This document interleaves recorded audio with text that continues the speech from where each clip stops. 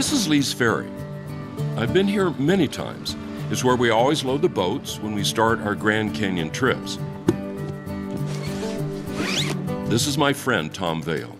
He started Canyon Ministries and took me on my very first trip down the canyon. No one knows the canyon better than Tom, and I was fortunate to have him as my guide on all the canyon trips I've taken. This is Dr. Andrew Snelling, and sitting next to him is Dr. John Whitmore.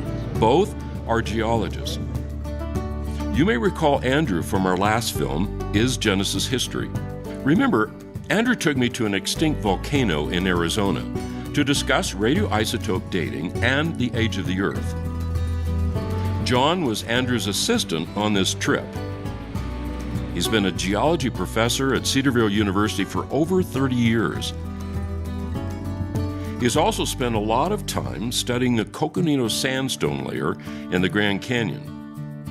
The conventional paradigm says the Coconino sandstone was formed over millions of years in a desert by the wind.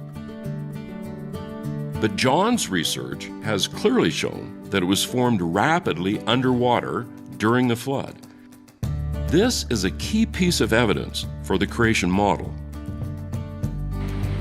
Little did I know that the same year we released Is Genesis History in theaters, Andrew was embarking on a research project down in the canyon. He was looking for new evidence that many of the enormous layers of sediment we see all around the world were laid down during the flood. One of the things that has always fascinated creation scientists are the huge folds that can be seen in the canyon and all over the world. Andrew had a theory he wanted to test. If his theory was correct, it would be important new evidence regarding Earth history and the geological timetable. These two scientists have spent much of their lives finding evidence that supports the history of Genesis. But in all those instances, their work was never filmed. This time was different. They took a cameraman with them into the canyon to capture what they were doing.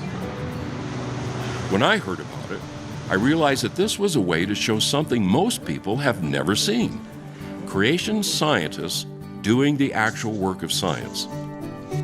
How do scientists connect the history in Genesis with the world around us? How do they test their theories? And what did the flood do to create the world we live in today? Our first documentary provided an overview of creation science. But in this documentary, we're going to explore how creation science actually works, because it is important that you see for yourself how scientists do science. I'm Del Tackett. I'm excited to be your guide as we explore the rise of mountains after the flood. Although I wasn't a part of their first trip to the canyon, I met them many times on their journey. And just like the first film, I learned an incredible amount. But this time, I found myself asking questions I had never thought to ask before. So this is John's lab? Yeah, I've been here at Cedarville for 30 years now, and done a lot of work in this lab and a couple other labs that are next door to this one. Over here we have what's called the petrographic microscope. This is a microscope that's designed for looking at thin sections, and this is what a thin section. The slides Yep. that Ray produces for you? Yep, this is what Ray makes. These are from his lab in Calgary. And he takes a rock like this and will slice a really thin layer off of it and glue it on a glass slide and then polish it down so you can see through it. Yep. And you know, if you hold it up to the light, you can see the light passes right through that. Yeah. Oh, that's awesome. And so that allows us to study the sand grains under the microscope. So it's quite an art to make the thin sections. yeah. Here's, I've got a slide on the microscope right now, and this is one of the thin sections from the Coconino sandstones. And it has what we call ooids in here, and these are dolomite ooids. Ovoid shapes. They look like balls almost. And what happens is you get a little sand grain rolling around in the surf or rolling around on an ocean bottom. as it rolls around, just like a kid rolling a snowball. You know how a snowball gets right, bigger? Yeah. These little sand grains accumulate the dolomite around them. So you can see the sand grain in the middle, Yeah. that white spot, and all the coating around it. You know, this was amazing evidence for us. I still remember opening up my email, looking at this, and I was just amazed, because this is just incredible evidence that the coconino was made underwater. You can't make these kinds of things in a desert. I presented this at a national geology meeting, and I had a scientist come up that knew I was a young earth creationist and was skeptical about all the work I had done.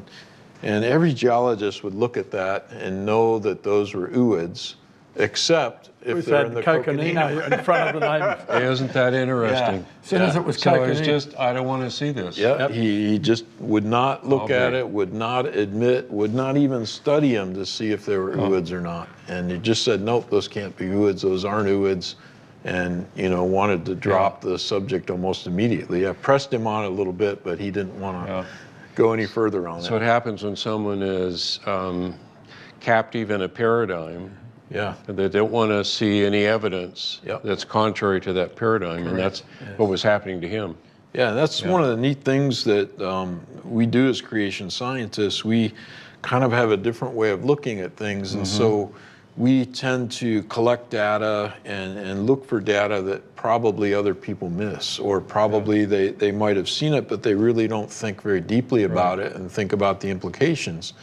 And that's one of the things I think I enjoy most about a creation scientist, because there are so many discoveries out there that are just waiting for us. We're not constrained. We're able to ask questions that they're not asking.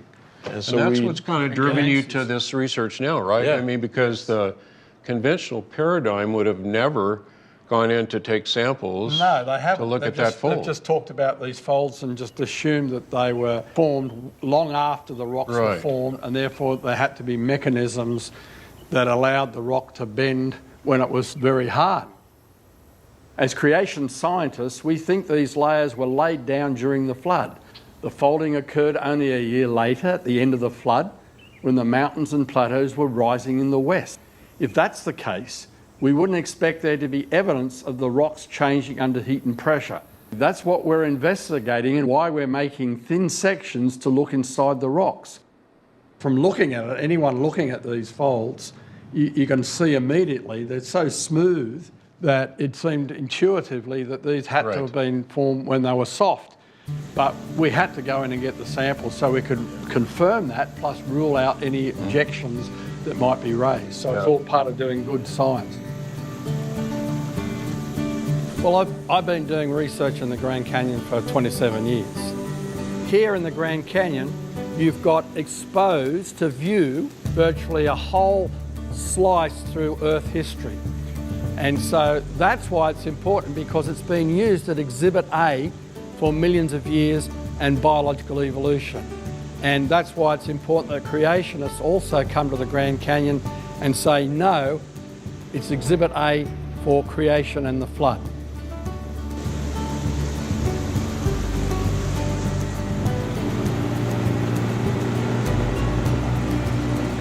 What's the choice?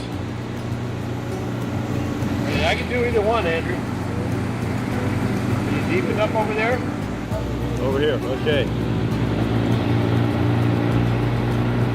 We're coming into the Tapete sandstone here, outcropping at river level. This is our target rock unit. This is our first sample. This is the same sandstone as in the Carbon Canyon Fold. It's a good spot because it's something like 5 miles from Carbon Canyon Fold. If the sediments were still soft, we wouldn't expect to find any difference with the sample here to the sample in the fold.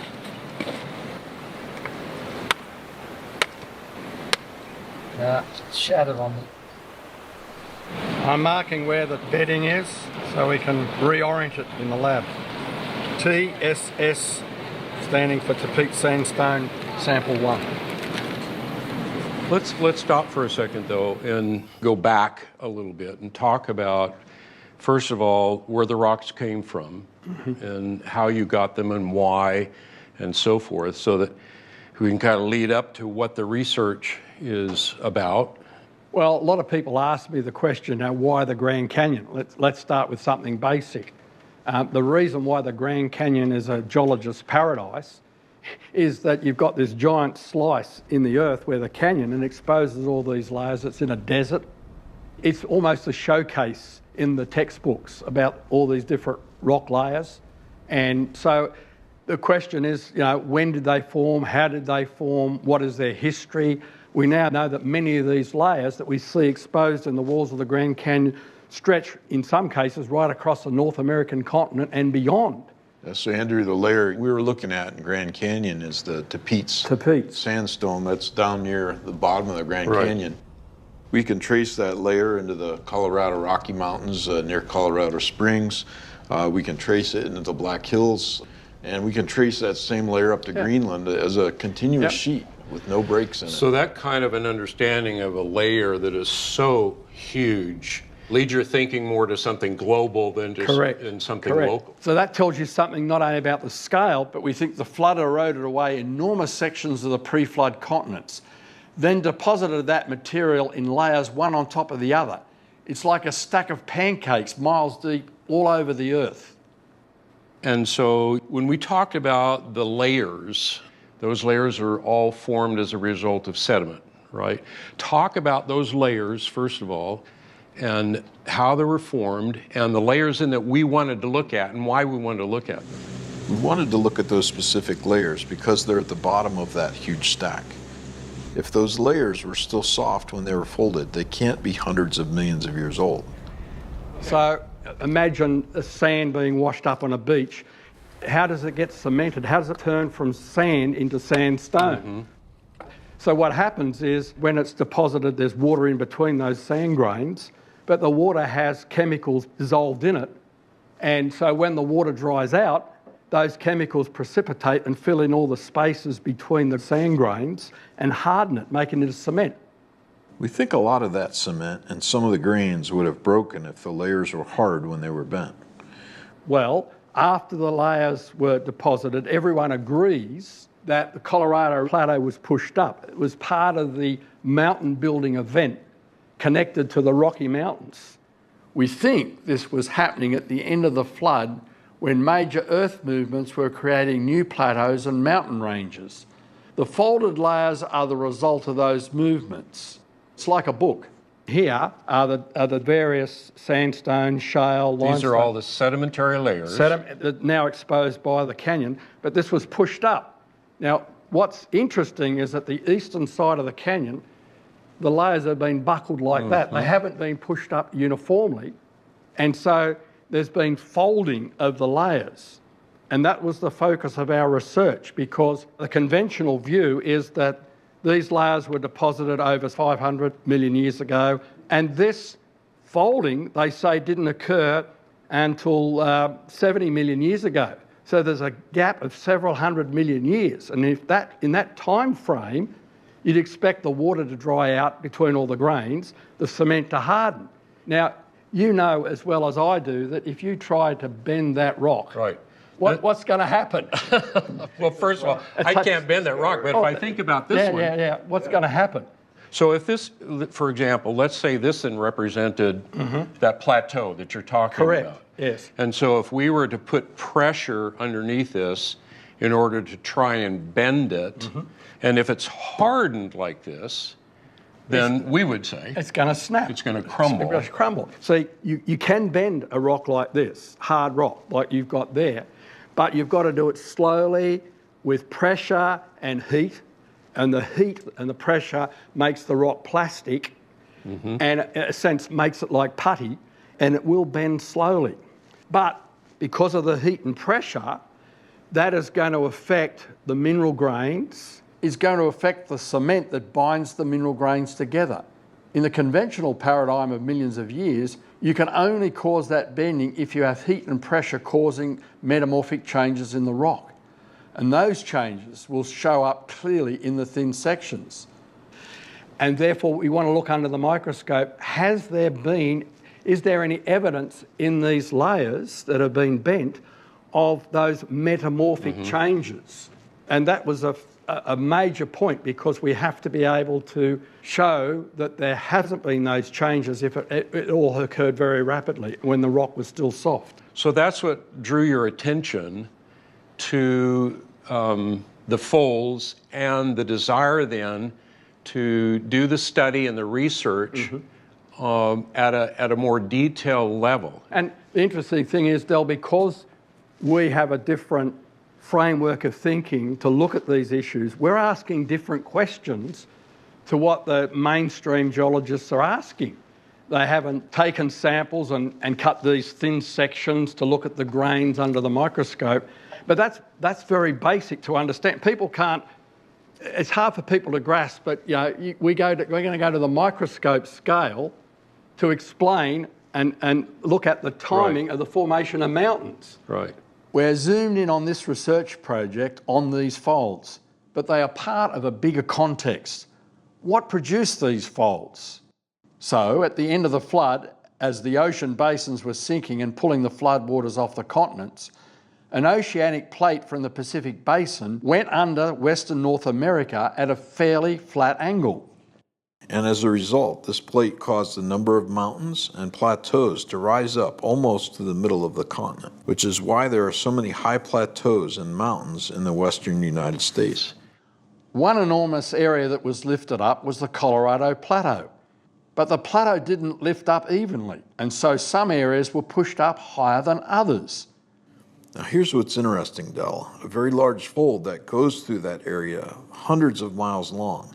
It's the same one Andrew was referring to, and it's called the East Kaibab monocline, where mono refers to one bend or one fold. The monocline formed a dam. Water started collecting in the lower area, and so a big lake developed and eventually found a weak point in the monocline and started to flow through it.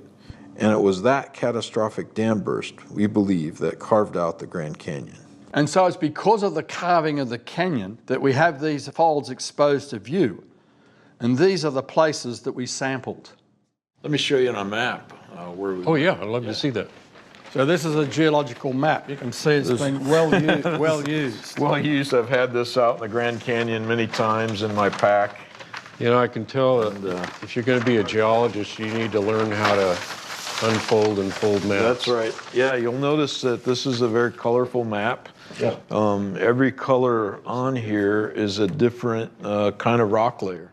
When we floated down the canyon and looked at the layers, these colors now represent what we were seeing. Yep. Every color is a different layer. Mm-hmm. The Grand Canyon goes through here. It starts way up here. In fact, the very upper part is not even on the map, but it comes down through this way, wraps around down this way, goes off the map over there, and this is just the eastern part. Yeah. There's a whole nother western part that sits over there, and Lake Mead after that. Is Carbon Canyon on here? Yep. Yes, Carbon Canyon is up here. Okay, here we come down just below 60 Mile Rapids here. We took a regional sample just above the Little Colorado River, and we came down here, parked, and Carbon Canyon is up here. Okay. And here's the fault line. And the fold is right on that fault line. That's the Butte Fault. And you can see it's a north-south, and that marks the edge of that monocline. Yeah. So this is where you took the samples? Yes. Parked the boats, walked up to the fold. Carbon Canyon is a side canyon to the main Grand Canyon, and it cuts through the folded layers in the East Kaibab monocline. So we're coming up the drainage here of Carbon Creek, and got to go left and climb up this scree slope where there's steps. And so by hiking up Carbon Canyon, we come to the place where the Tapeats sandstone is actually bent through 90 degrees in a spectacular bend without the shattering. If we look ahead, we can follow the layering, essentially horizontal. And as we get towards the end of the canyon here, you can see the layers turn up to the skyline, almost vertical. So you can see the bend in the rocks. You know, you've been there before, but you've only got a mental picture. Now you're there in front of it.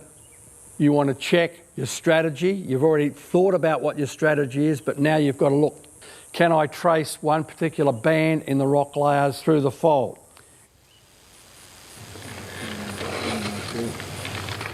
We've put orange duct tape in places where we want to sample, and that helps us keep track of the bed, so we make sure we follow the same bed through here. On my camera, I've got a GPS unit, and so when I take a photograph, if the GPS is locked in, it will tell me precisely where I took the photograph and where our sample came from.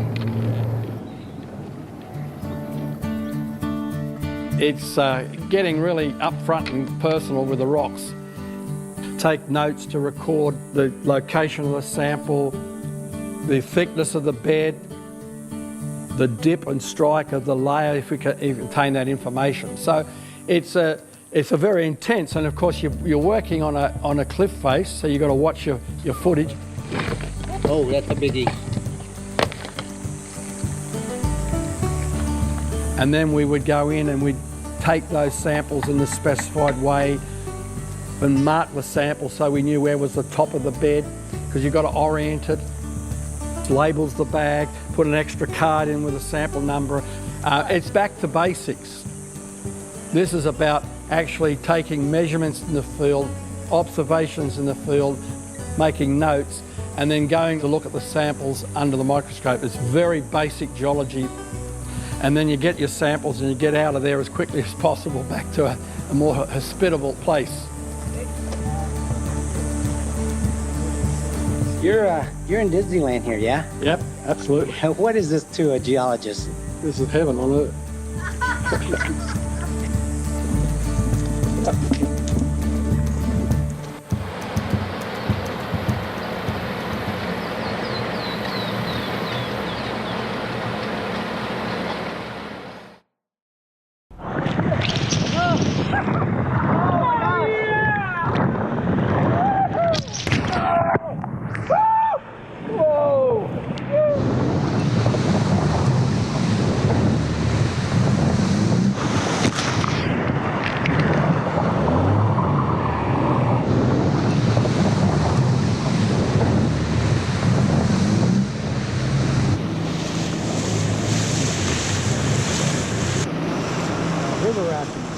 The nice thing about geologic maps is that the geologists will often draw a line across the map, and then he'll show you what the layers, what he thinks the layers look like underneath.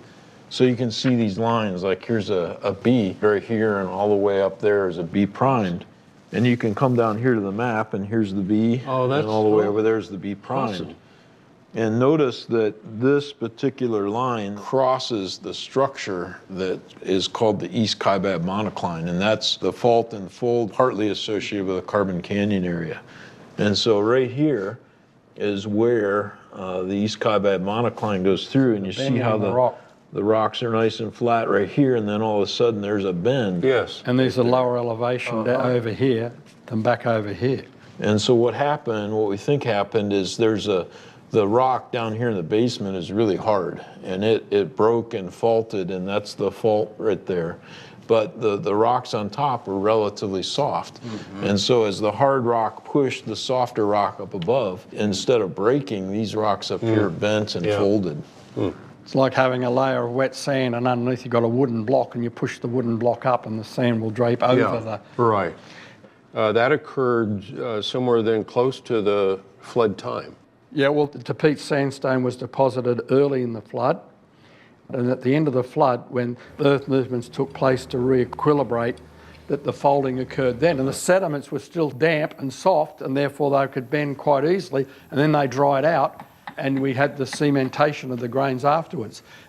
And then we motored down here, and all the way past Phantom Ranch, all the way around here, come around to this is the Monument Fold. This is still the Tapete sandstone. It's actually marked on the map that there's a fold there, but there's also a fault line. There's a fault underneath, and the rock underneath pushed up and made the rocks on top fold because they were soft.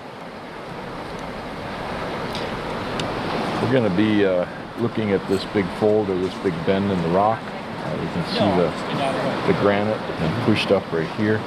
and making a big fold in the tapetes. And it looks like the tapetes has been plastically right over top of this fault. It doesn't look like the fault has extended up into the tapete sandstone at all. And I think the easiest way to sample it is to come over and go up that slope to get to it there, and then come over and get to it on the other side of that slope. Maybe that thin bed might be the better one to get because we're in the finer grain material. Oh, yeah, I agree. Yeah. I agree. Well, why don't you and I go up with the ladder? Okay. Let Andrew stay down here. We'll tape everything that we can do. The plan is to sample 2 beds. Okay, the fold comes like this and does this. Okay, that's the overall profile. So because of the screw slope, we're going to sample in here and we're going to sample in here. Well, it's just an interesting area that we want to try to sample. So we're going to take a sample right where this bed is kind of smeared. And this is shifted this way, but it did so without cracking the rock. So the rocks pose some questions to us. The folds pose some questions to us. And not just to a creation scientist, but to a conventional scientist as well. But then we want to go in there and study the rocks and look at that fold and look at the rocks under the microscope and see which paradigm fits the best. And so the argument is not about that physical evidence, it's how you interpret that physical evidence. And to interpret it, you've got to have a framework. And our view of history is that Genesis is history. The Bible is an eyewitness account given to us by the Creator who was there.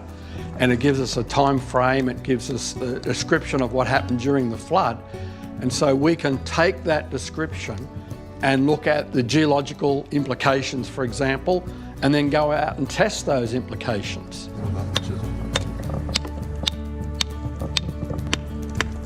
Good, perfect. Okay. 7 down, 1 to go. So your research was then to take samples in those folds, but you also took other samples. Yes, well, as a control, we obviously collected samples away from the folds so that we can make comparisons.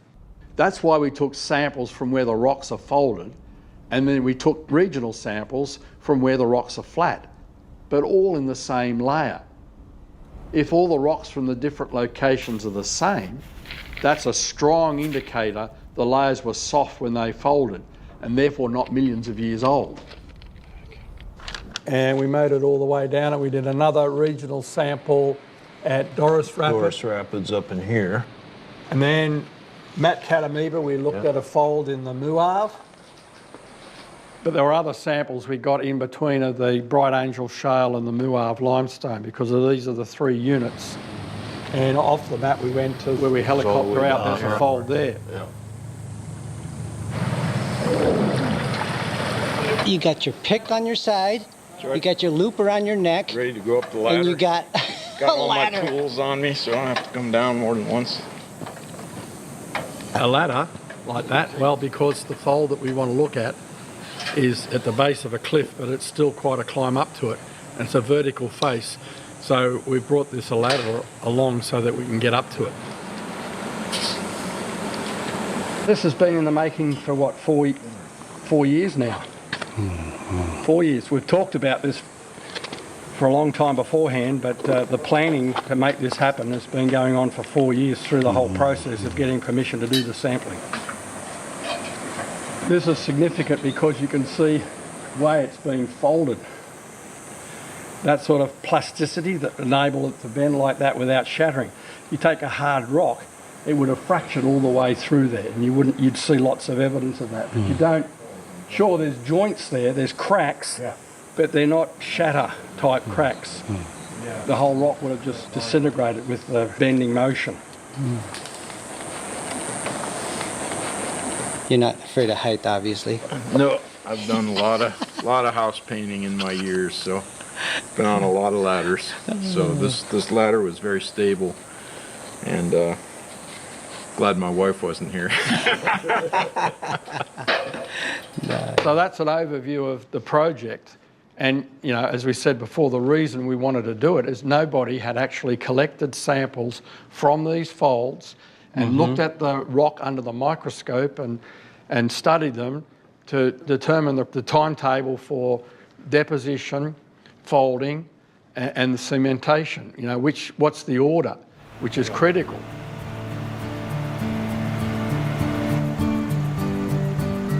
I just think that this was one of the best raft trips I've been on in the Grand Canyon. I think we collected some good samples on the trip, and we'll be anxious to see what these things look like under the microscope. Well, Andrew, Here we are. what do you have to say? Well done, everyone. Fantastic trip. When we were in Cedarville, we were looking at the maps and discussing all the research, but asked John if there was a place where we could actually go to see the forces that caused those folds, and that took us to the Uinta Mountains.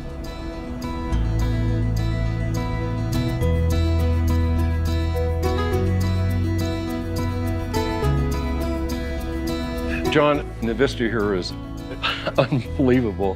What are we looking at here first?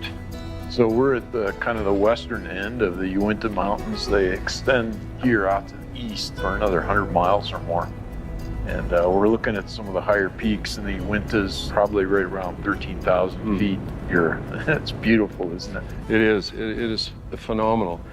John, can you take me back here for a second? Let's talk about how we got all of this. Yeah, Del, I think these mountains that we're looking at actually rose at the end of the flood. So the earth was destroyed by the flood, and then as the flood ended, Psalm 104 tells us that the mountains rose up and the valleys sank down. I think these mountains that we see in western North America and all the other high and rugged mountains that we see around the world rose up at the end of Noah's flood. That's why they're so high. They were never eroded by the flood. Other mountains that rose up earlier in the flood, like the Appalachian Mountains or the Atlas Mountains, were eroded down to the smaller mountains that we see today by the floodwaters. So during the flood, we have those massive sedimentary layers that are being laid all over, like the Tapete sandstone. You told me just covered most of North America. Right. Massive, massive. But they're horizontal, right? They are. Most all of those layers are horizontal. What happened then? Well, we see some of the horizontal layers that are in these mountains towards the tops of these mountains. And these horizontal layers actually formed below sea level. So they formed during the flood, but they would have formed at depths that were much lower than we're 10,000 feet right now. And so they would have formed under the floodwaters. And then after the flood, they would have risen to the heights that they are now. Was that a miraculous event, or can we see forces at play? That God, of course, was involved in that. Sure. But what forces would move mountains this size? Well, we think it goes back to our idea of catastrophic plate tectonics. And so at the end of the flood, a plate was going under western North America, creating the mountains like the Rockies and the Uintas. In South America, another plate was being subducted to create the high mountains and volcanoes of the Andes. And in Asia, two different plates collided to form the enormous mountain ranges of the Himalayas. In all these instances, we think the plates had to be moving very quickly to have the energy to create such high mountains. But these mountains formed at the very end of the flood, and that's why they're still so high. Well, I guess the point, John, I hear you making is that even after the flood is over and Noah has landed in the ark, that there are a lot of catastrophic events that are going on all over. That's and that is what then shapes a lot of what we see. You know, when Noah gets off the ark, it's not the end of catastrophe. To raise mountains up like this, you're going to have big earthquakes. And as these mountains rise, they're full of this wet, unconsolidated flood sediment. That's a recipe for huge landslides. Some of the biggest landslides that we know about are here in the southern part of Utah. So don't think of the mountains rising up as we see them right here, but think of a lot more rock in between here as these mountains originally rose up. And so that erosion would even be more profound, I guess. Yeah, we have big storms coming into the continents, and especially if you get those storms at high elevations like this, that water has a lot of energy as it runs downhill, many thousands of feet. Also at higher elevations like this, you have the opportunity for snow to fall. And if you have large amounts of snow that falls, you get the development of glacial ice. And that glacial ice covered a lot of the northern part of North America then, did it not? Yeah, it covered much of the Rockies. As you know, in Colorado, there's lots of glacial valleys there. Glaciers are one of the things that can carve those deep, steep-walled valleys in various places. Would it be safe to say then that what we see today, not just here, but all over the world, is not what Noah saw when he got off the mountain? That's right. And so those kinds of things, those kinds of catastrophes, help shape, help sculpt the mountains that we see today.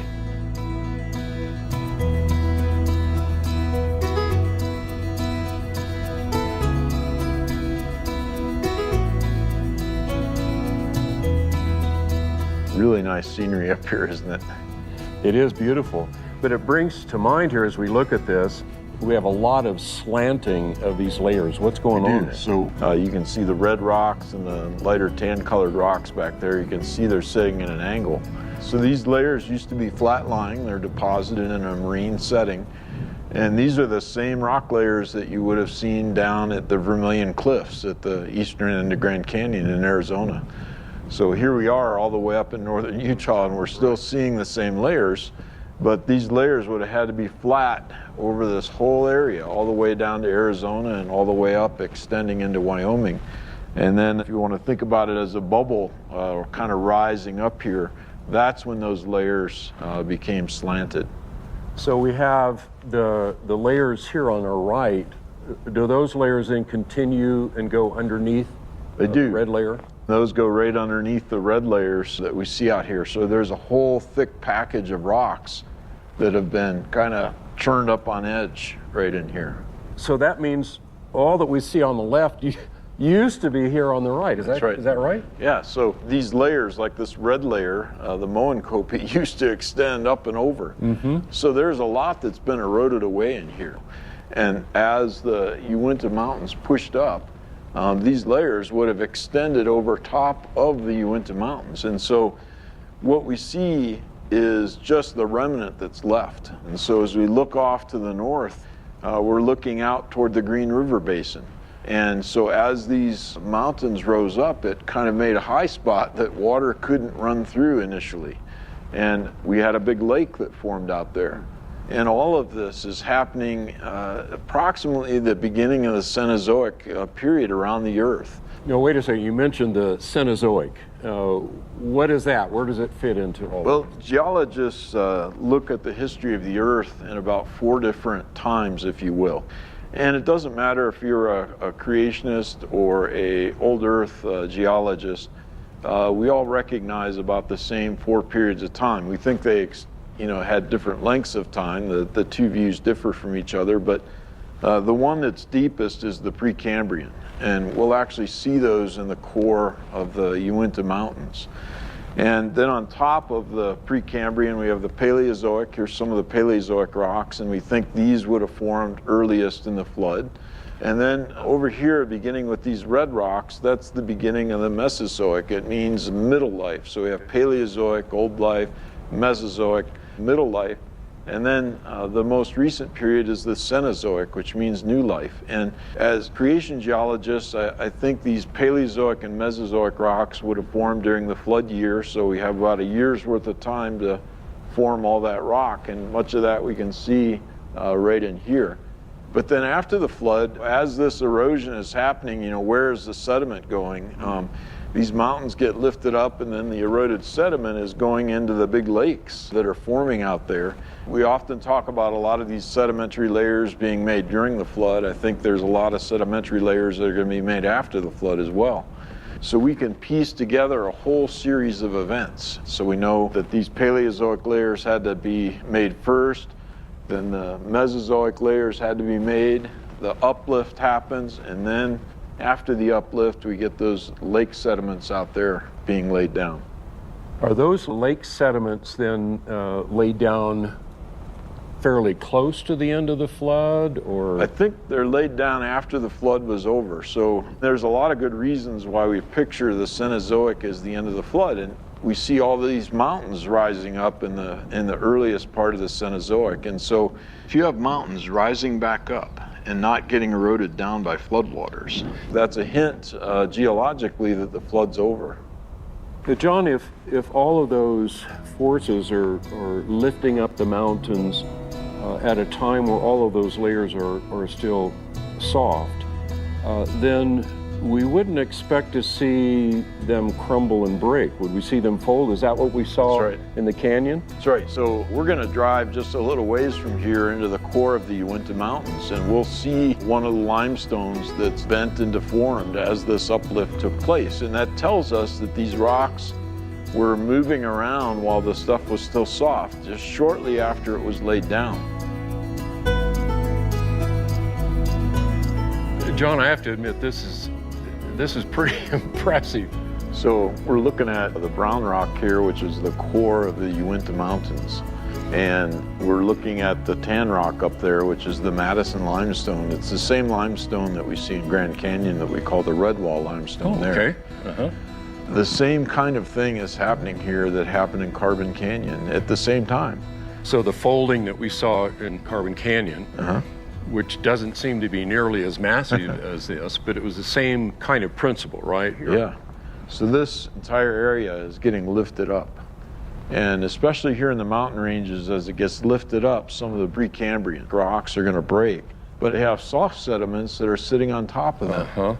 And so as the mountains lift up, the soft Paleozoic sediments get deformed, and that's that big bend that we're seeing in the rocks. And it just folds. It's apparent to me when I'm looking at it that this was soft when all of that happened. Even in the vertical side here, we see some bending and folding. Right.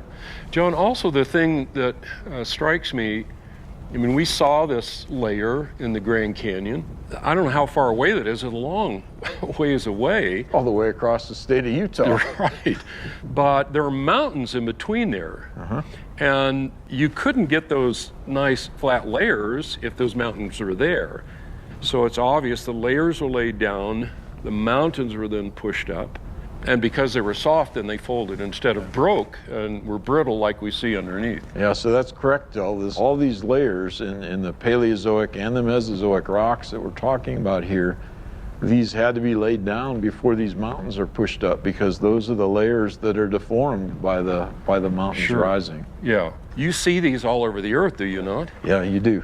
You see some other big folds like this in places like the Alps, the Appalachian Mountains, and things like that. Again, it's the same argument that these rocks are bending because they're soft. They haven't hardened yet. The hardening takes place after the bending.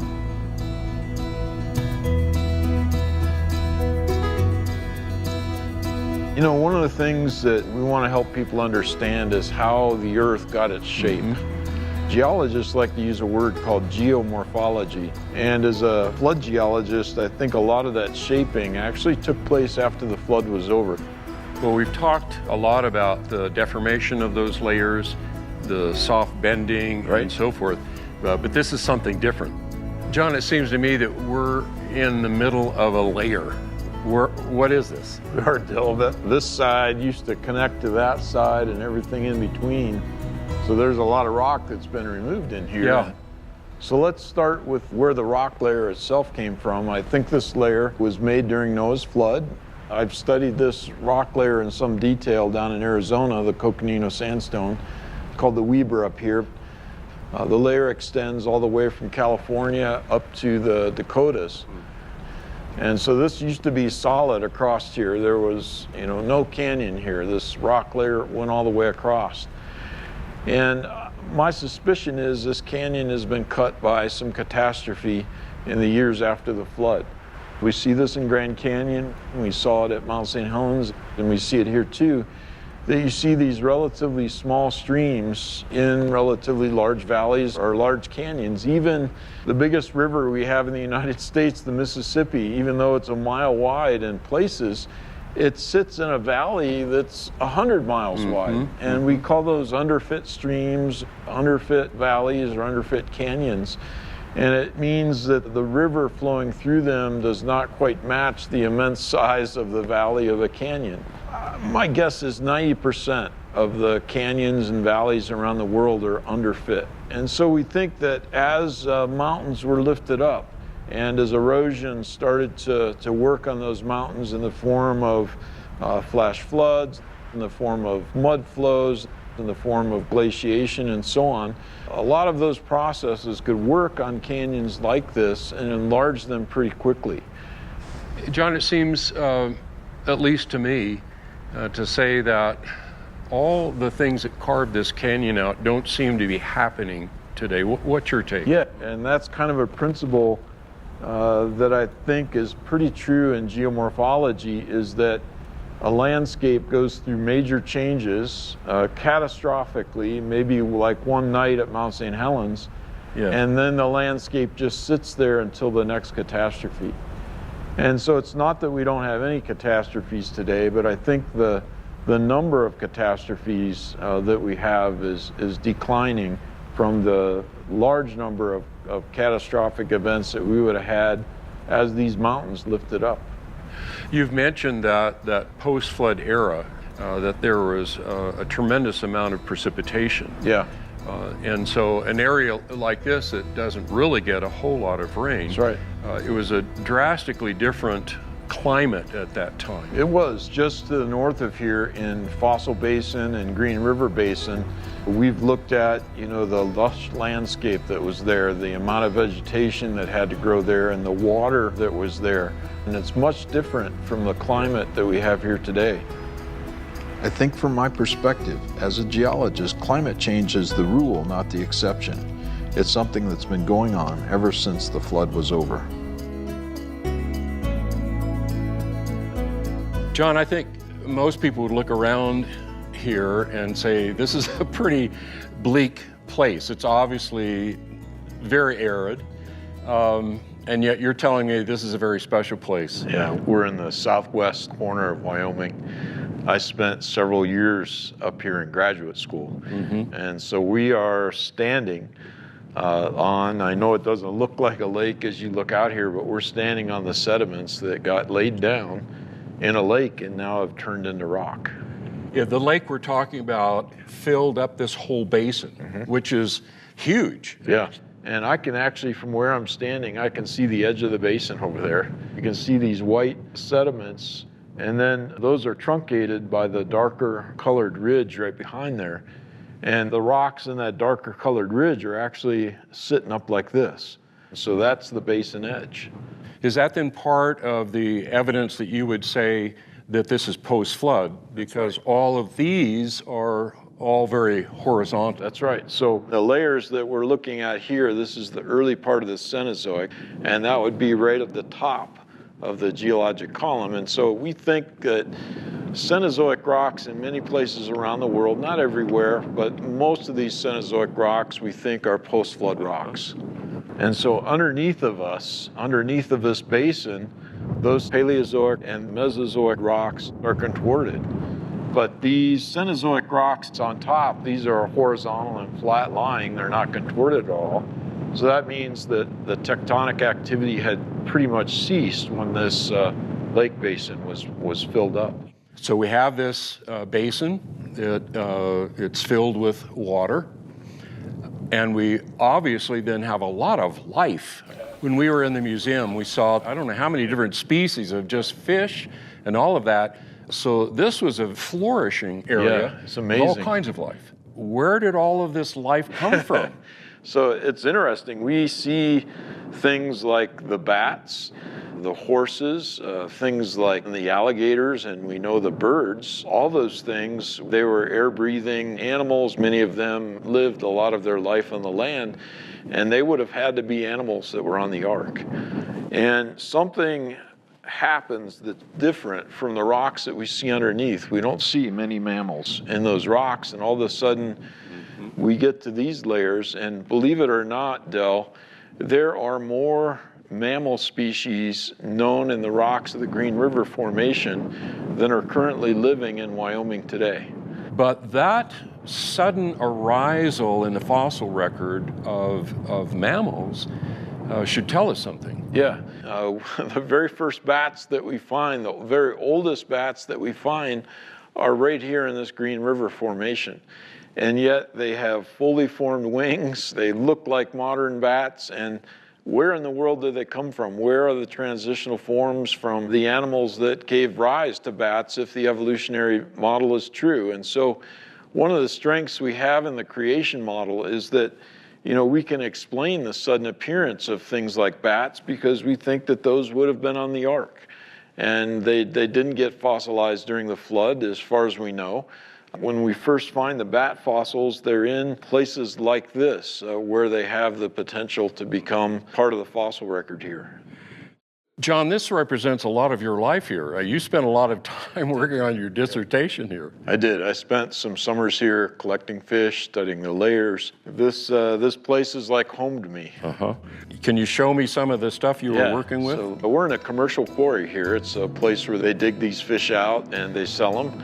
And I think if we break some of these layers of rock open, we'll find some fish. I'm hoping that happens. Yeah. So what we're gonna do is go in right along a seam right in here, and you can see how this whole thing is That's a big lifting slab. up here. Yeah, it's a big slab. And just kind of get your fingers underneath there and lift it up.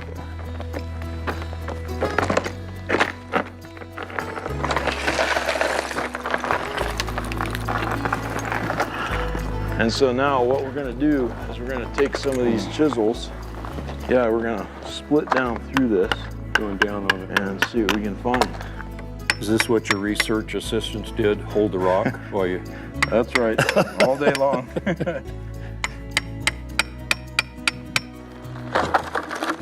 Yeah, look at that, Del. Oh yeah, look Got at that. at least 3 fish here. Yeah. So there's one there, one right there, another one there, another one there. Oh my goodness. That was a good break right there. Yeah. So these all look like Nidia, just a little herring type fish. Boy, that one is a really nice one right there. That is. Del, if you look at the edge right here, you can see multiple layers in here. Yeah, I do. And they're not very thick. They're almost as thick as playing cards. And the conventional idea is that each pair of a layer, a dark layer and a light layer, lasted a year. But you look at fish like this guy down here, I do not see a single bone out of place. The fins are nice and splayed out right there. And based on my fish experiments, that thing sank down to the bottom of the lake and was buried in a calcium carbonate layer within a day after it laid down to the bottom. And I think that's the only way that you can explain such good preservation. And not only we see it there, but that fish, and that fish, they all have really exceptional preservation, and they have to be buried quickly. Yeah, there was really just a lot of fine detail in that fossil there. So those small, tiny layers that we're looking at here, those are not annual layers. I don't Those have to see any be way that they could be annual layers based on daily. how well yeah, I would think almost daily layers here. Something was different about the water chemistry here in that it was precipitating a lot of this calcium carbonate out, which was covering the fish. The other thing that's really interesting about this particular outcrop is there's several volcanic ash beds in here. And so the volcanoes are nearby, maybe some of the ones up in Yellowstone. They would erupt, and the ash would settle down through the lake, and here's this nice orange layer right here. That would be one volcanic ash bed. Here's another orange layer, not as thick. That would be another one. Here's another volcanic ash right here. And here's another ash bed that's maybe 1.5 inches thick. Right. These ash beds actually help us to tell time in the lake. How's that? If we can trace these ash beds and confidently know that they're the same from place to place in the lake basin, for example, we can look at this thickness between those 2 ash beds right there, and we know that that thickness of Green River Formation was laid down at the same time, whether we're right here in this spot or over at the edge of the lake.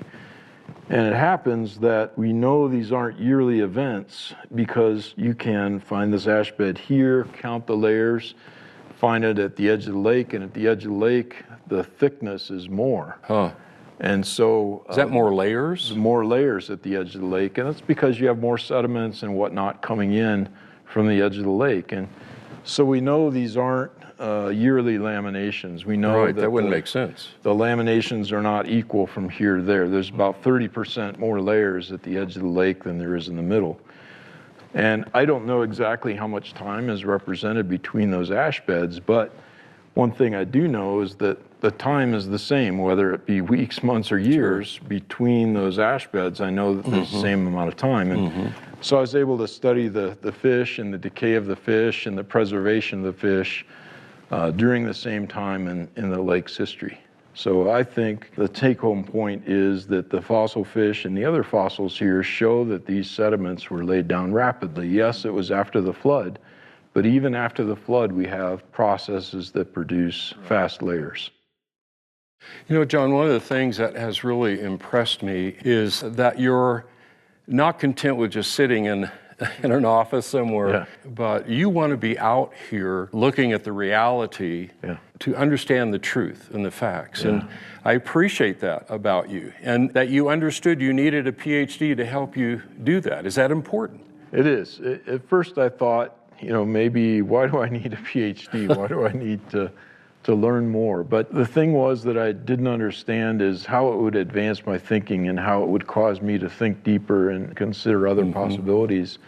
So would you say that for a young person who is considering one of these scientific areas, that it would be important, number one, to get their doctorate, and it's important for them to understand there's a whole lot of things to be looking at? I think, Del, there's two things that are really important for a young scientist. And number one is to become well-trained. You need to interact not only with other creation scientists, but you need to interact with conventional scientists too. But the other thing, Del, is they need to be grounded well in Scripture. So they need to understand a biblical model, and they need to take things like this and put these kinds of things within the record. The biblical record doesn't tell us everything we want to know. It kind of gives us a framework, and we need the new generation to come up and begin to look deeper into some things. We don't know all the answers here yet. I would really like to know how much time is in between that ash bed and that ash bed. And we need some new scientists out here that are trained to think well to work on problems like that. One of the things I noticed about these scientists was the importance of teamwork.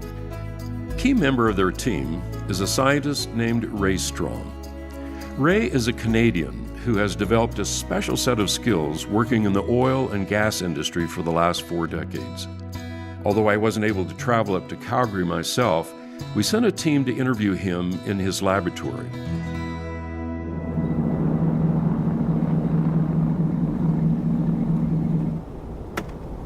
My wife told me one time she felt sorry for me getting up early in the morning and having to come into work, and I said, hold on a minute. I come to work and play. This is kind of the way the field of geology is. Every single sample that you look at is different. It has a different story to tell. It has different characteristics. There's always something new. I come to work and play every day.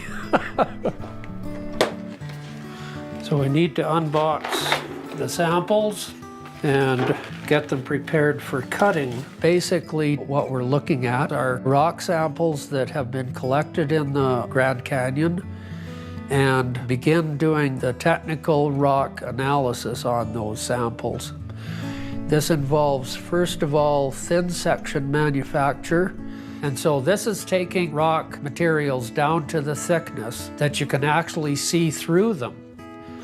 And this sample is very carefully labeled with an arrow pointing up, with top, and an identifier, which in this case is, there it is, CCF1, which is Carbon Canyon Fold number 1. But initially we need to cut these rocks, dry them, and get them prepped for thin section analysis. All right, this will be noisy.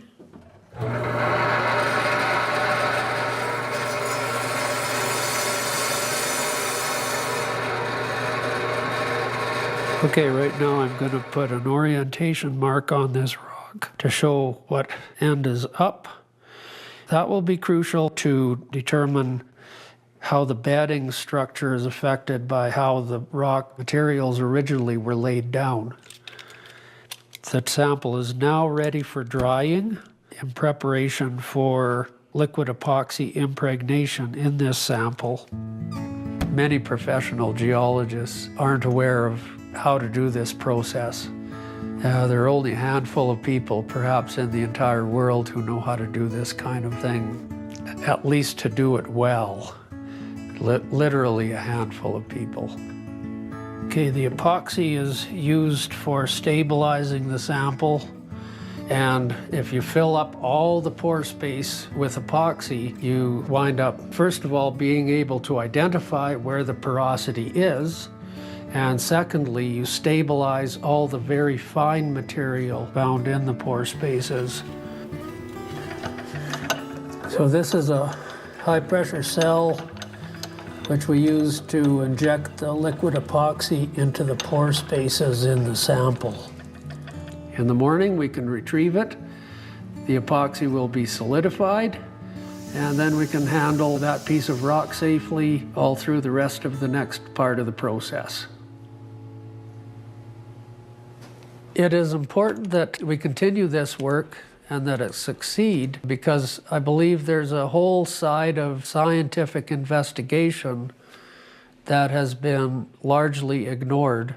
And one of the aims that I have is to chase that particular pathway and look at data that may be not necessarily mainstream, but is very, very interesting and is significant. And so that's my endeavor in working with Andrew, for example, is to see what the data says and where there's supporting evidence to make sure that that's well documented. Okay, what we're doing now is taking the epoxy away from the bottom surface, and we're exposing the rock that's been impregnated with blue dyed epoxy. And so what that does is allow us to get a nice, flat, optically planar surface. And in this case, it's extremely important. We're not mistaking scratches for fractures. So we don't want to leave scratches in the rock surface. We want to make sure that all the scratches are out so that the fractures can be easily identified. Okay, so we're going to move on to the staining process, and then it will be ready for mounting to glass. We don't want to induce any kind of fracturing into the sample, and so mounting this to glass using the cyanoacrylate glue, crazy glue, ensures that we have a good, stable surface with which to work. Imagine trying to work with a single piece of hair and trying to grind it without affecting the character of the hair. We want to make sure that we don't disturb the mineralogy of the sample as we go through the cutting and grinding processes.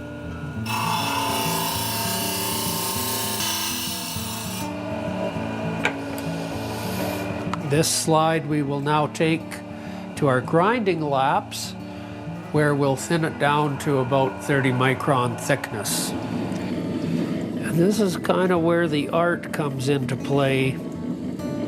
Do just a quick look in the microscope here, and it looks like we're pretty well at 30 microns thickness all the way across the entire thin section. We have the grains seen as being very clear. The material showing up as blue is empty space, and in cross-polarized light, if showing either as a gray or as a pale straw yellow. And that tells us that we're right on the 30 micron thickness. Back in the day when we were really busy, We would do anywhere between 80 to 100 of these types of samples a day. Personally, I've probably done in the order of about 20,000, I guess. Now we'll take the slide and look at it under the good petrographic microscope, which is a special kind of microscope made for analyzing geological thin sections. And then we move on to more elaborate testing methodologies like scanning electron microscopy. We'll take and gold coat the sample. Now, the amount of gold that we're going to put on it is very, very small, almost no value whatsoever. But it's necessary for conducting electrons along the surface of the sample in order to get the image that we want. It gives you almost a 3D visual image of the rock materials that you're looking at a very high magnification, which allows us to determine whether certain features are found in that particular rock. The electron beam runs down the column and is scanned back and forth across the sample. Okay, so we've got some very nice quartz cement showing up in here. There's some more quartz cement right there. Beautiful quartz overgrowths. Basically, the creation model provides alternatives to the explanations that are, in some cases, somewhat deficient. So looking at the creation model, for example, provided almost a stark contrast. Even though we were looking at the same data, we were quite often in disagreement over what the interpretation was to the data that we were both looking at. And I've watched this over my entire career now, as I've been involved in publishing of papers, presentations at professional conferences, and just seeing how that contrast plays out in terms of how people look at the world.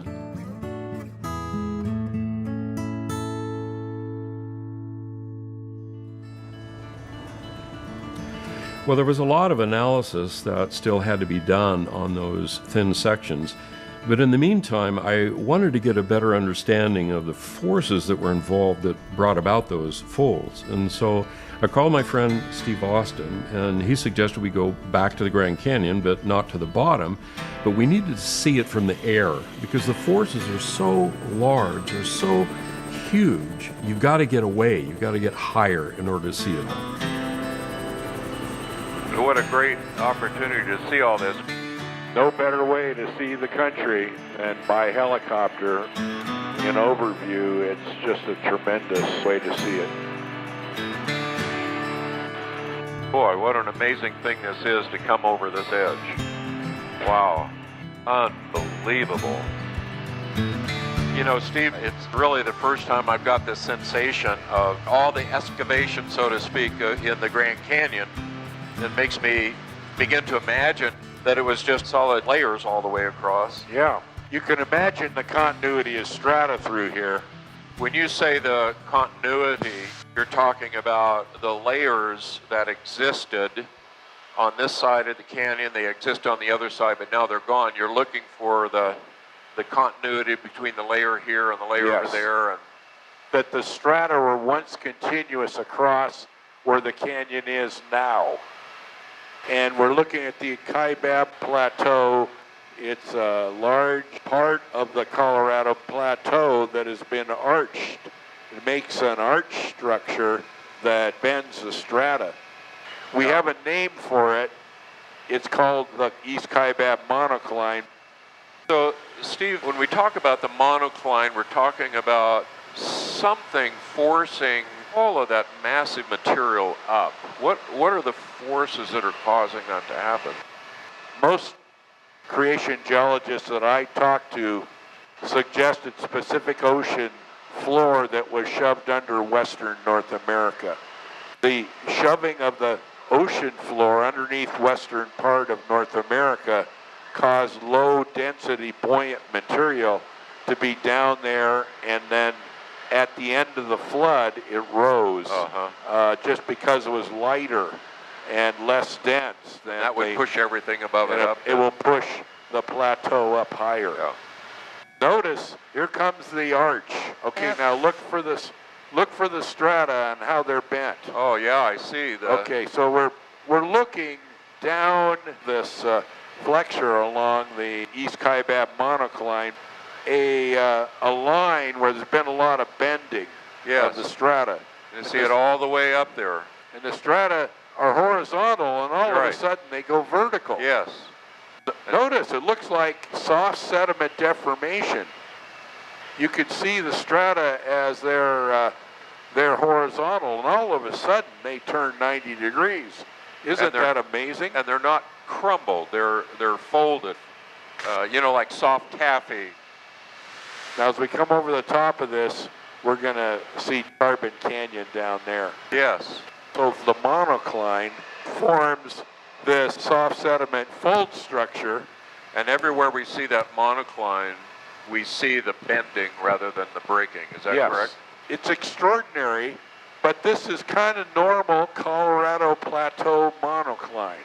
Okay, so the rock was not hard when it was flexed. It was soft. But there may be some other faulting in here. It may behave brittly afterwards.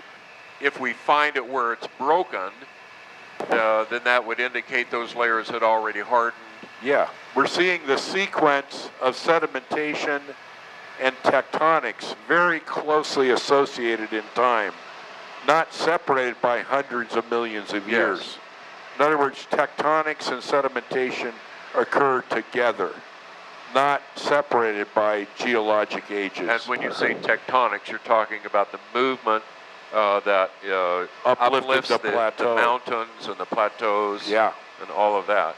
And so if the sedimentary layers are soft while that is happening, then we'll get those bends and folds. Yes. That makes sense to me. Well, I have to at least comment on the beauty of all of this. Yes. Notice, again, the difference in elevation. Yes. We're flying below the elevation of Kaibab limestone on the north rim of Grand Canyon on the right side of us here. But it's way below us over here. And it's way below us on the left. Yeah. It drops in elevation along what? That monocline. It forms the barrier, the arch structure here. That's ultimately why we have the lake basin that was able to fill and then spill through the Kaibab upwarp, I believe, to form the Grand Canyon. I can see the scum on the surface there. That's the tufa deposit. And that's the bathtub ring of the big lake that was filled in this basin. Can you imagine a lake in this basin up at 6,100 feet elevation, making that bathtub ring deposit? So all of this in front of us, this was all covered with that lake. We call it Hopi Lake. And it comes up to a natural dam up here? Yeah. At this point you're talking about. And that's where at some point, for some reason, it breached. It just gave way, or maybe an earthquake or something? Just overtopping of a natural earth dam can create spillway erosion. And there's no such thing as slow failure of a natural dam in spillover.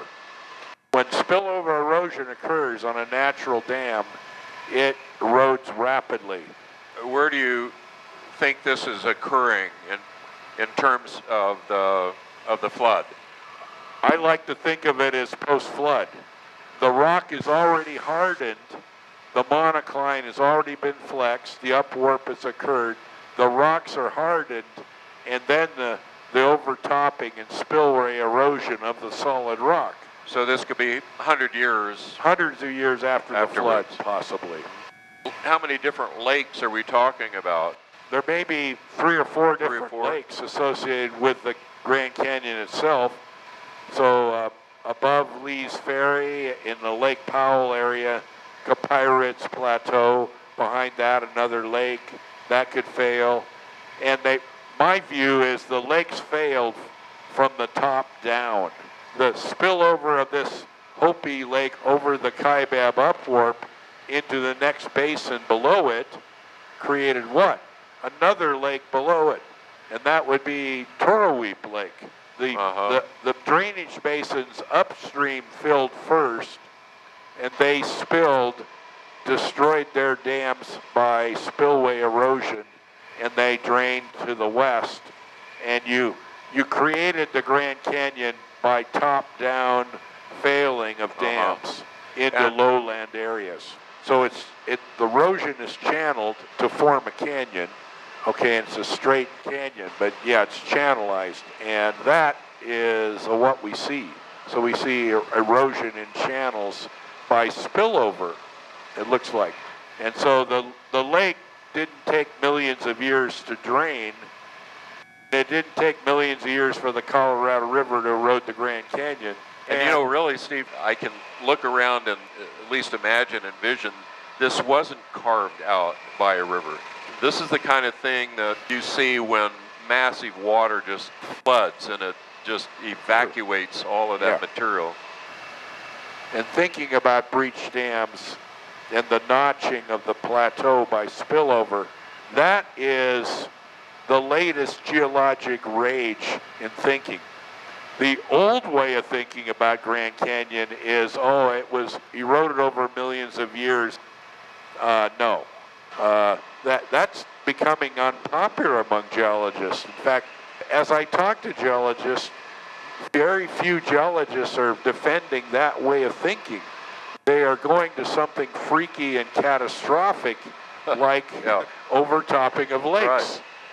There's an ice age lake in Montana that failed through an ice dam across eastern Washington into the Columbia River Basin. A huge failure there. So, Steve, let me step back here for a second and talk about these lakes again. There's a massive amount of water represented in what we're looking at here. Is that caused from the huge amount of precipitation that was occurring as a result of the warm oceans, or is there some other source for all of that water? Well, I like a warm ocean at the end of the flood. You could have a rainy period for hundreds of years after the flood. We could fill these basins with rainwater, and then they spill and overtop the landscape. And wouldn't that be a great place to survive after the global flood?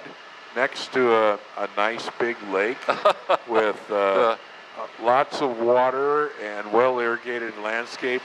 Until it breached. Until it breached, yeah. Okay, and then today it's rather arid, isn't it? If you had lakefront property here, it all went away quickly. Yeah, there could be palm trees. There's evidence here of camels, of geese, shorebirds on the lake. There's evidence of pike minnow. The bathtub ring right there next to where the failure point is, that's icing on the cake. That makes it real to me that the edge of the lake was up there next to the breach point. So what we see makes a strong case for some kind of catastrophic deposition of the strata of the Grand Canyon, a giant global flood, if you will.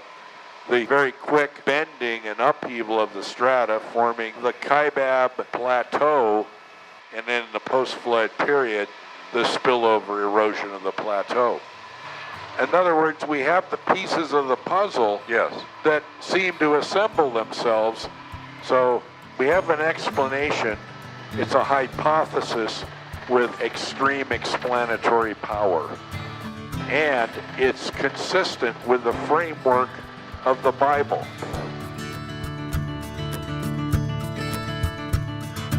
A lot of us don't realize the amount of time and effort that it takes for a scientist, once they have done all the field work and all the lab work, to bring everything together. They now need to write it up, They need to put it in a form in which the general scientific community can look at it and review it. So we had the opportunity to go back to Cedarville and sit down with Andrew and John to discuss their findings. We talked not only about what they had found, but also about the implications of their research. It's paper thin. And are these all the slides that Ray sent? He sent them to us in boxes like this, and you can see what they look like. They're just, but of course, these were hand-delivered. He came down at a meeting that John was attending and hand-delivered. You wouldn't trust these to the postal service. Send them through the mail. I can understand then that. John came and delivered them to me. So is this what you have then under the microscope? Yep. Yes. How long have you been studying these? Well, I've literally spent months, going screen by screen by screen, moving the stage backwards and forwards, systematically going through each slide, taking photos, recording details. Hundreds and hundreds of hours under the microscope. And I've got thousands of photographs at different points. Every time I took notes, I took a photograph so I could go back to that. So after these months and months of looking at these thin slides, what did you find? Well, I've put this on the screen deliberately because this is a sample that comes from right in the bend of that major fold in the Tapete sandstone. And so it's a good test case, because if there ever was going to be a sample that was going to show the mechanical or the metamorphic effects from slow, gradual heat and pressure changes and moving around, it would be this sample. So let me walk you through it. First of all, you can see that those white grains. Yes. Okay, the really white ones, that's the mineral quartz, which is window glass.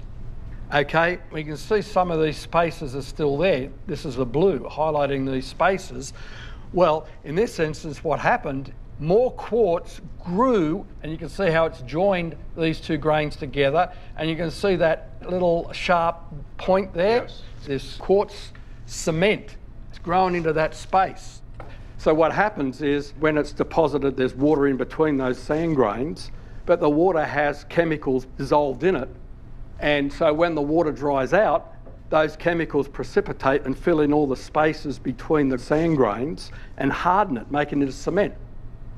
So that cement is like glue. It holds the grains together. So sand in a sandbox would be really loose, but if you put some glue in there, or what geologists call cement, that's what kind of holds the rock together and makes it hard. What does it tell you when you see that? Well, it's in pristine condition. It hasn't changed. This is in the hinge of that fold. You'd expect, when the folding occurred, millions of years later, supposedly, that cement should have been disrupted. It should have been crushed. Okay. And maybe it would have to regrow again, but you'd still see fracturing that was healed. But you don't see that in any of this. You still see the original pores. So it tells us that the cement was added after the rocks were bent.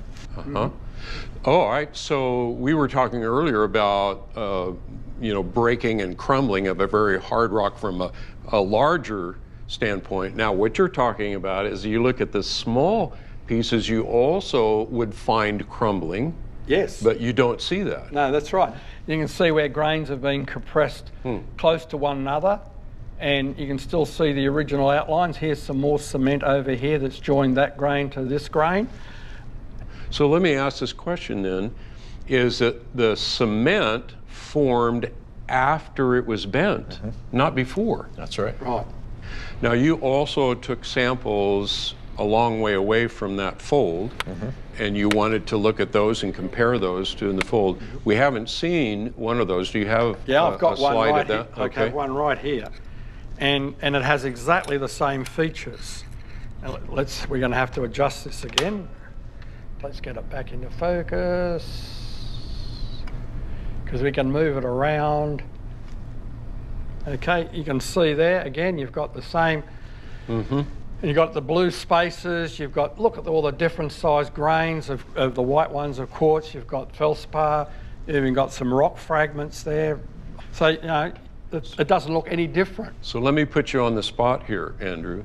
If I were to mix up a slide from the fold and a slide, how far away? Was it this one here, that was above Little Colorado River. So as the crow flies 5 to 6 miles. Okay, so if I were to switch those up and put them under the microscope and say, Andrew, is this from the fold or is this from 5 miles away? Could you tell? I couldn't tell because there's no radical difference. That tells you They're something. essentially the same. And that was the whole point of taking those samples to be a control. The fact that we find them the same, every sample of the sandstone has exactly the same features, is quite telling. It means they folded before they hardened.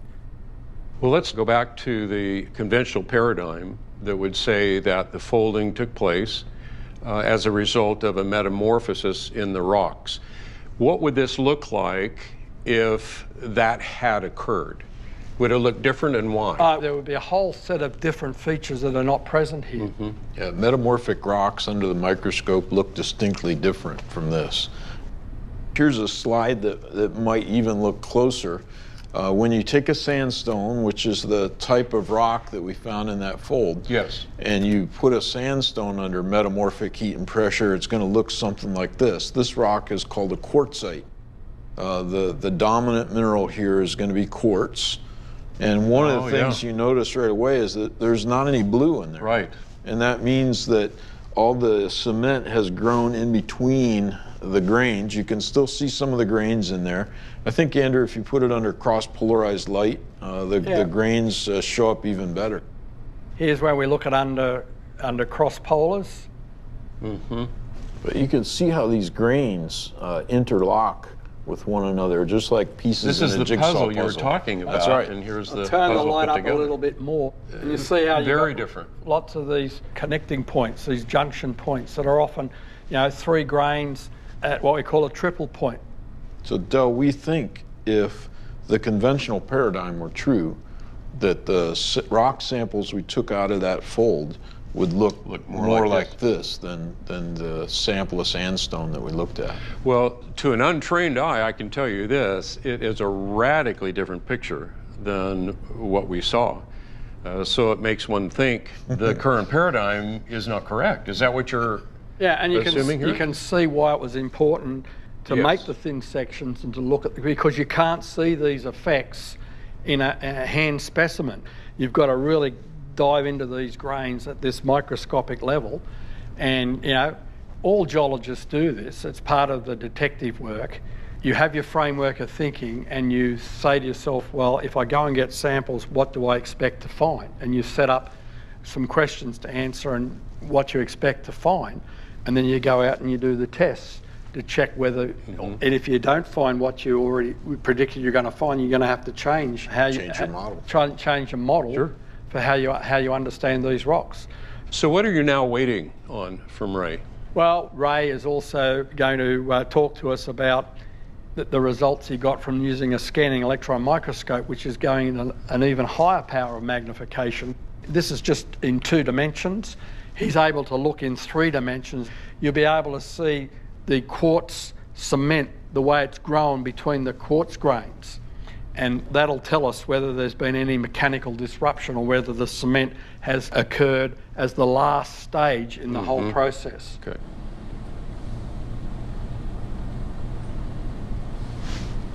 There we go. Oh, hello, Ray. It's so good to see you again. And unfortunately, we got to do this by Zoom. And I have in my lab today, Del Tackett is with us. Hey, Ray. And, Andrew Snelling is with us. Good to see you again, Ray. It's hard to believe. It's nearly 2 years since I was up there last with you in the lab.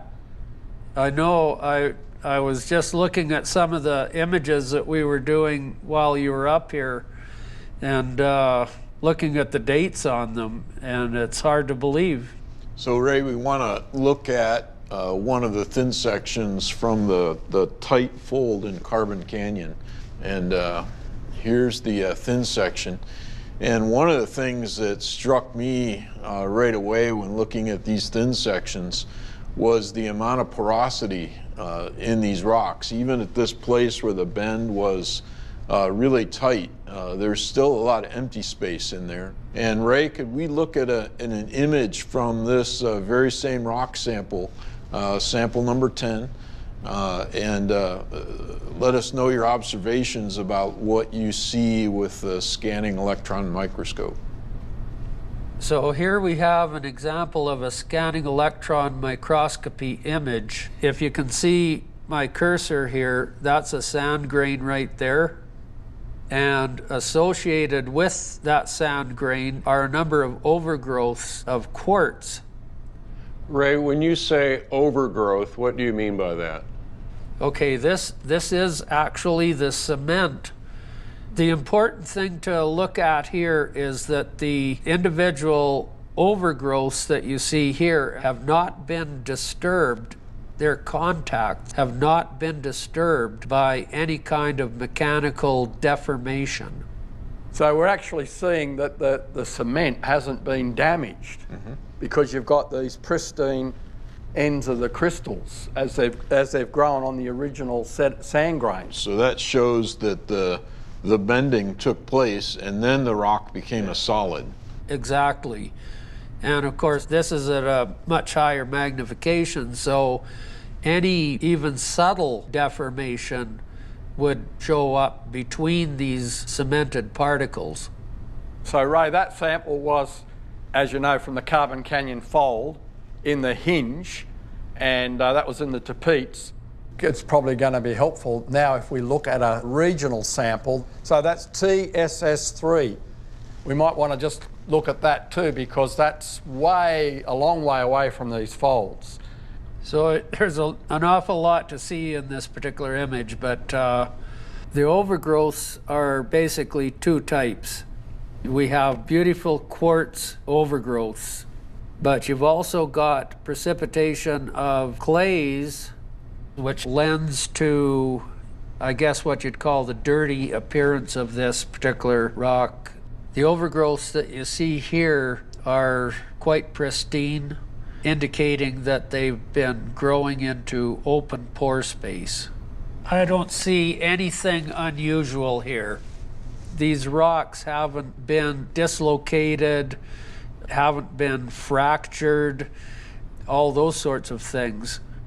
So I asked us earlier of Andrew, if we were to put several of these pictures, if I were to mix them up, would you be able to tell me, which belongs in the hinge and which does not? No, I couldn't. And it seems to me that is, from my perspective, kind of the summary of this, and what you wanted to see in the very beginning. Well, the sequence is sedimentation, folding, then hardening. That's correct. Now, you can help me here because it seems to me, from a very amateur perspective at this point, that we're looking at a very significant finding. Anything that begins to show that a theory is wrong is a major observation. And I'm almost getting a little deja vu here back when we were looking at the soft dinosaur tissue. We were looking at something that from the conventional paradigm's perspective should not be here, right? The soft dinosaur tissue should not be here because it is millions and millions of years old. There's no mechanism to preserve it for millions of years. Correct. And now we're looking at a microscopic level of the grains and the cementation and all of these things that we've been looking at. And we're seeing from a conventional paradigm perspective what shouldn't be there. That to me is fascinating. Yeah. And I'm excited to be here to share that with you. And it kind of blows the mind to think that we're looking here we've looked here at the microscopic level, but it gives us a narrative to explain, the building of mountains. Mm-hmm. So it's quite dramatic because, as you say, just these observations under the microscope help us to put the pieces of the puzzle together in the chronology and when these mountains formed. It wasn't hundreds of millions of years after the layers were deposited. It was only months after the layers were deposited, and that's a radical departure from conventional explanations of the building of mountains. Yeah. I'm reminded of a trip that was organized for the heads of our international oil and gas company. Part of that was a helicopter trip over Jasper, Alberta. Well, there are massive, massive folds in the Rocky Mountains. And one of the individuals who happened to be an engineer, long time standing with this particular company, he later recounted to me, he said, I saw all these folds in the rock. I can't even imagine how you could think that those would have been formed in solid cemented rocks. They had to have been soft when those big folds were formed. So it's critical to state that we're looking at scientific evidence. We're not imagining this stuff. We're actually looking at scientific evidence that supports a particular model, one of a young Earth and short events that made the features that we observe. Ray makes an important point. There really is a lot of evidence that supports the creation model. But we've only been able to show you a brief summary of just one research project. Even in this documentary, there were many conversations we had to leave out, details we couldn't include, scientific evidence that took too long to explain. But my hope is that you have a new appreciation for how creation science actually works. I also hope this film reminds you that Genesis is the best explanation for everything we see in the world around us. I was fortunate enough to meet up with Andrew one more time at my home in Colorado, where I spend every day under the shadow of an enormous mountain.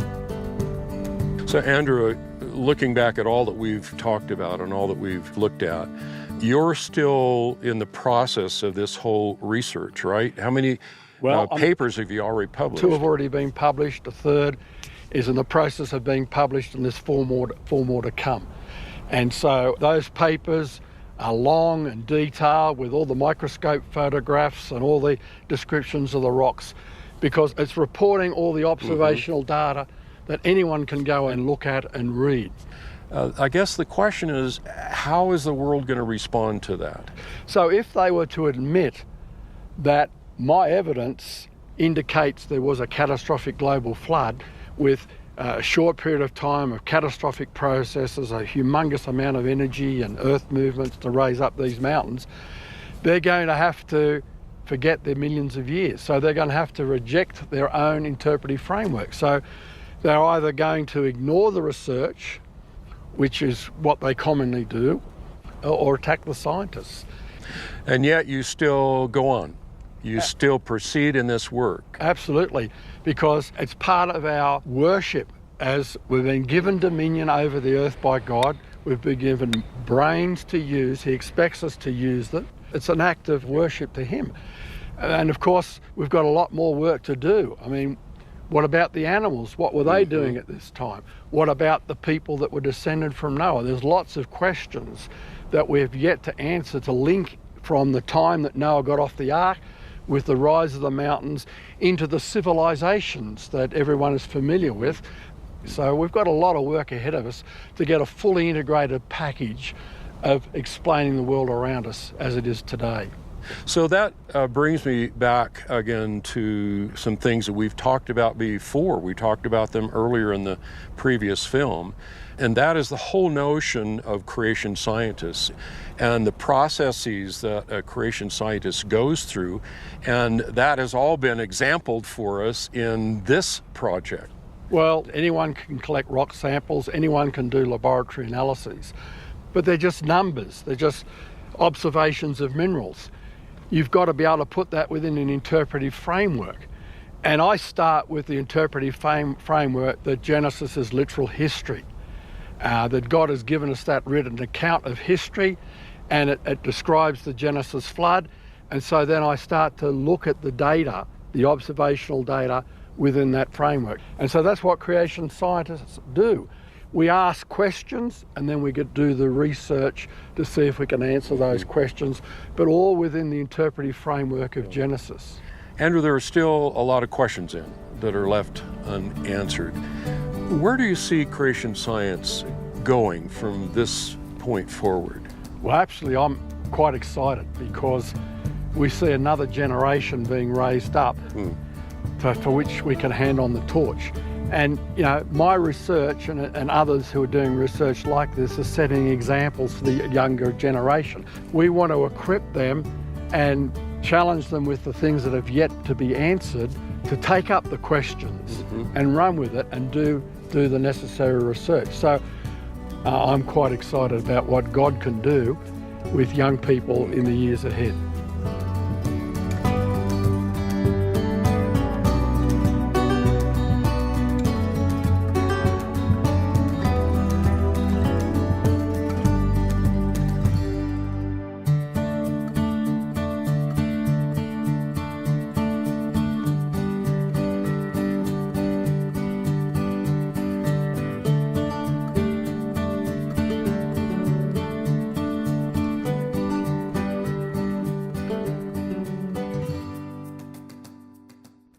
I'm Del Tackett. I'm with my friend Thomas Purifoy, and I'm excited to tell you that we have begun what we're calling the Genesis Fund, the ability to try and fund some of the research that we saw all the time during the Genesis film. Lots of it. Is desperately needed. What are we going to do with this fund? So we've partnered with a 501c3 that has set up this fund where the money will be used to basically support creation science and enable a rising generation of young scientists to be able to pursue their education and their dreams and their scientific endeavors. Creation science is not funded. It's not funded publicly. The only way it's going to be funded is privately. And that's what we're hoping will happen. We're hoping that you would find yourself wanting to support this kind of work. So if this sounds like something you'd like to be a part of, please help support us, and more important, help support creation science. The exciting thing about this, to me, is that we will also be encouraging young people to move into these areas, to be a creation scientist themselves. So I'm excited about this, excited about the possibility of not only funding these, but giving you an opportunity to film and let people see how that process works.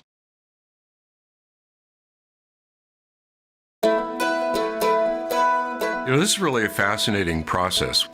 Just a small handful of folks, and we would meet a scientist out in the field, and then we'd spend hours together. And in that process of interviewing them and walking from one location to the other and looking at all of this amazing stuff, I think I learned more than anybody will ever learn just by looking at the film, because there was so much material. And that's why we're doing Beyond Genesis History, and in Volume 1 to look at the rocks and the fossils. The data that we're looking at is the data that matches exactly what the history that God has given to us about why all of this occurred and how it occurred. It's not just enough, I think, to give people a survey. It's really important for people to understand more of the details, to have a deeper foundation of the fundamental truth of what that evidence is showing.